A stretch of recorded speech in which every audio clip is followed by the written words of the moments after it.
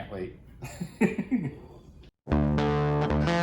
No one's going to spit it out, let's put it that way.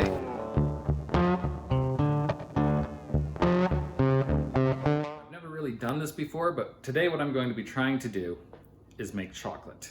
I'm starting it today because I just ordered a new tool that will help me to do the refining. That has not yet come, but because that will take so long, I want to go ahead and get the first steps out of the way so that when it gets here, I'm ready to go. So what we're going to be doing right now is roasting the cacao beans. This is what I'm going to be using to roast the cacao beans. It's the Jean Cafe. It's a coffee bean roaster. The cacao beans themselves in the raw state look like this. These are fermented. Now, if you don't have a coffee roaster like this, another option is an air popper. This will both roast coffee and chocolate beans, cacao beans. With this, I'm going to be able to control a much slower roast and dry it out more and hopefully get better flavor. So the plan is that I take out my drum and I'm going to put into my drum some cacao beans. And I'm going to be doing, for this first time, I'm going to do about 8 ounces, which is about 225 grams. So I'm going to put about 225 grams of some of the nicest looking of the cacao beans into my drum. So now we put that back in the roaster. Turn it on. Then I'm going to turn the temperature down to 212 degrees. And this is because the first thing I'm going to do is try to dry out the beans. And go ahead and let it start.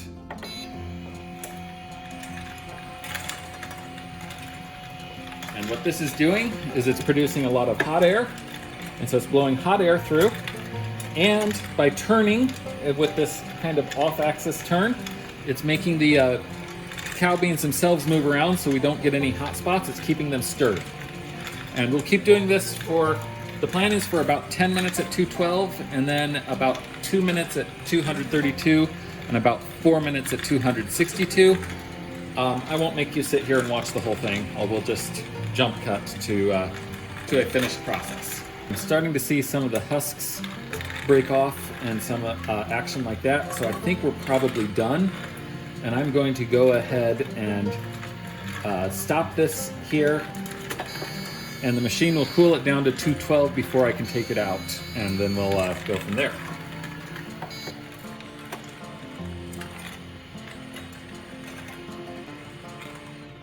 Okay, now we're going to take it out. Okay, so this next step is a fairly labor-intensive one.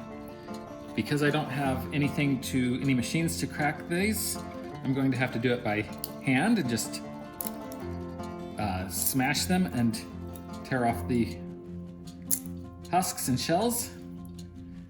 And the husk goes in this bowl. The inside, which is the nibs, go in this bowl. And I'll just have to do that for all of these. I'm super excited. Got 2 new packages. This one is the molds for the chocolate. So a bunch of different silicone chocolate candy molds. And we'll use those once we've made the chocolate. But first we're going to have to make the chocolate. To do that, that's where this comes in. All right, so inside this box is a box. So this is the box for the Premier Wonder Wet Grinder.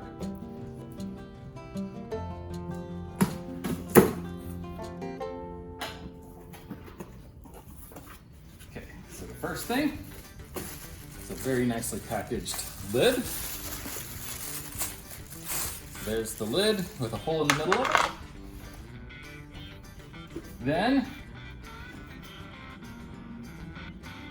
a knob that you control how everything is set up. Grinding stone wheels. And a scraper. A hook that I believe is used, I think that's used for kneading dough. Now, let's see if we can get the machine itself. Nope, that's the container that will hold all the material, and at the bottom of it is a stone. So the bottom is stone. And the grinding wheels are stone. Little spatula. And here's the base. So the base, this will sit on the base. Just like that. And the whole base will spin. And as the base spins, the grinding wheels stay stationary. They can't wait. So first things first. I've not tried this before, so I'm going to guess that I want to go about half to 2/3 full.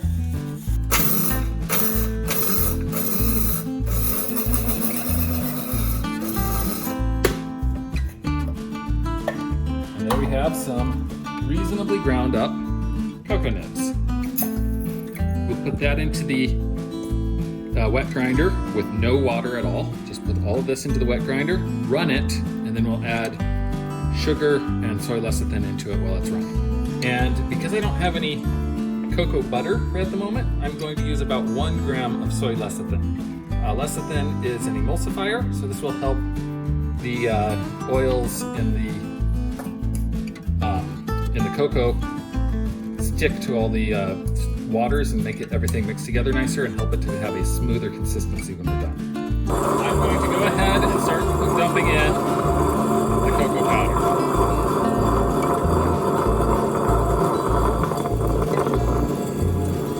Now I'm going to go ahead and add in my sugar.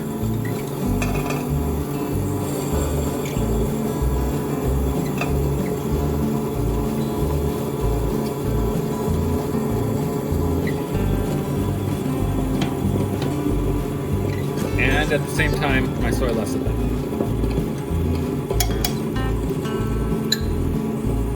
And just use, oh, there we go. There, things are starting to break apart.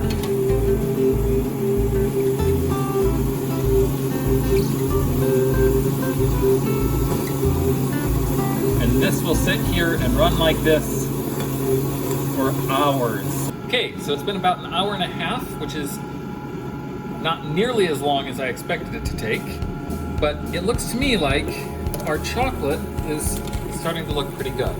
So let's take a look real close and see what we can see. And that chocolate looks really soft and smooth now. I'm going to go ahead and start the tempering process. To do that, I've wrapped a plate with plastic wrap. And I've turned the oven on and brought the temperature up to about 100 degrees and then turned it back off and then turned the light on in the oven.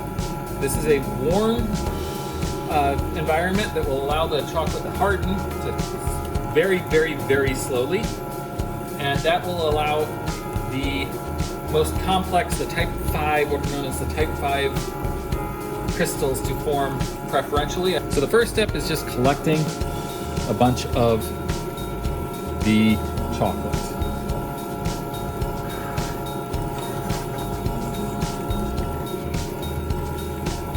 And that's a good starting point for the chocolate. Let's cover it up.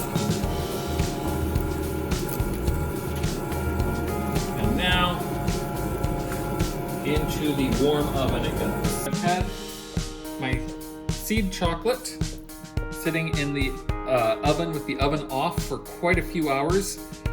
At the very end, I actually had to pull it out of the oven to get it to harden. It's still not quite as hard as I would like, but I'm going to go ahead and give this a try. And this is looking good because it's still shiny where the plastic wrap hasn't been touching it.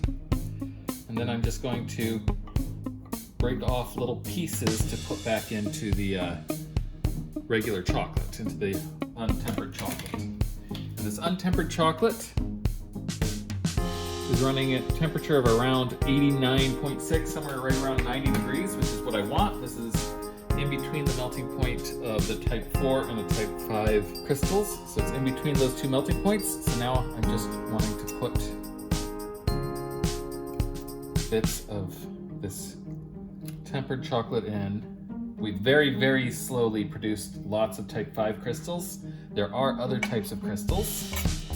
but we've got lots of type 5 crystals. We want to put these back in with the rest of the chocolate. Bring the temperature up above the melting point for type 4, but keep it below the melting point for type 5 so that we're left with only the type 5 crystals.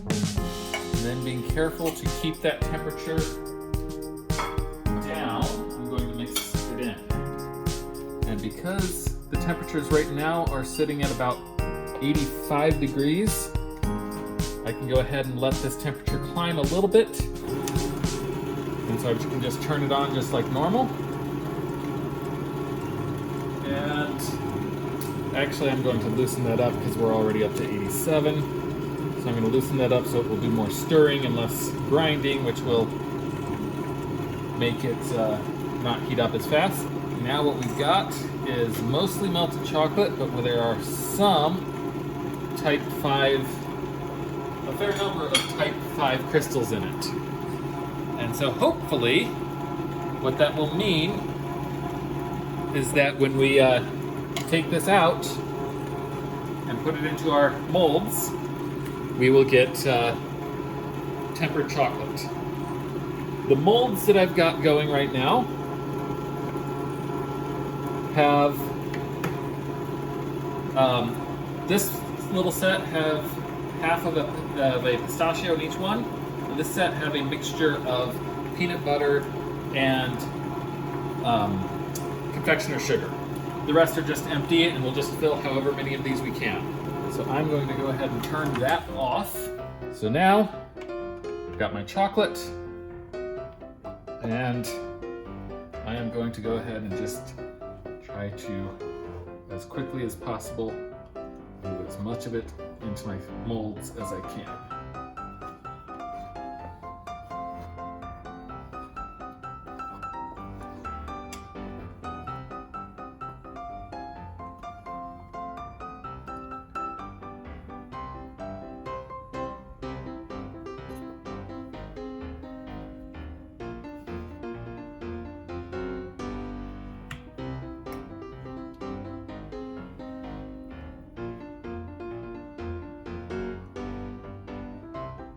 Those I'm just going to leave sit until they harden up a little bit.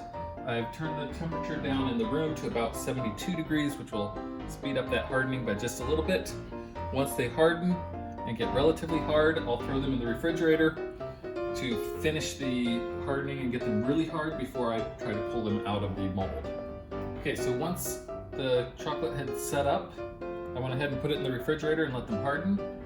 And now they've been in the refrigerator for 15 minutes or so. They seem to be fairly hard, so I'm going to go ahead and try to take them out of the molds. So these are silicone molds, so they're really flexible. You can just open them like that. And these are the ones, these star ones are the ones with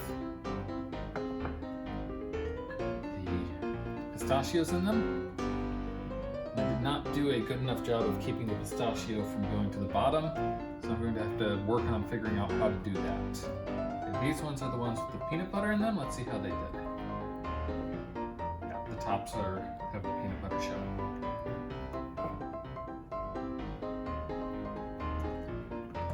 There we have my first ever made from scratch chocolates. Okay, so now let's taste them.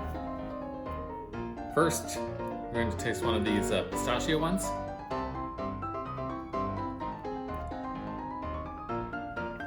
That worked really well. It's got the chocolate is a much deeper chocolate than what I'm used to, which isn't too surprising since it's 50% cocoa and 0% milk.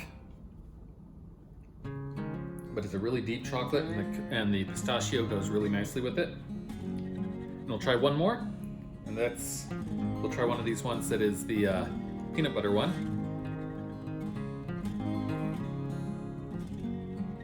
So the peanut butter one really reminds me of a Buckeye made with chocolate chips.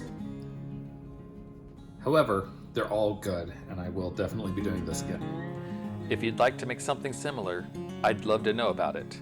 Tell me what you did different in the comments. Tag me at @thechefvibe on Instagram and show me your photos, or just hit the like button and subscribe to let me know you want me to make more videos. Whatever you do, have fun cooking, and remember, if you want the chef vibe, you need to play with your food.